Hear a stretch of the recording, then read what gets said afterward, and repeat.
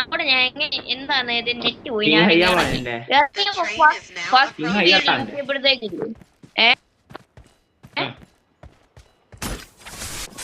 first ലൂഡിയ തന്നെ flare കിട്ടി ആ DBS ആണോ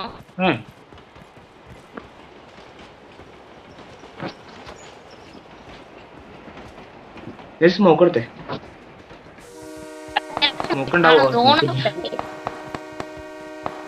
ചിലപ്പോ മൂഞ്ചോയിരിക്കും കേട്ടോ കാരണം ഡ്രോപ്പ് ആണോ വരുന്നത് അതോ BRDM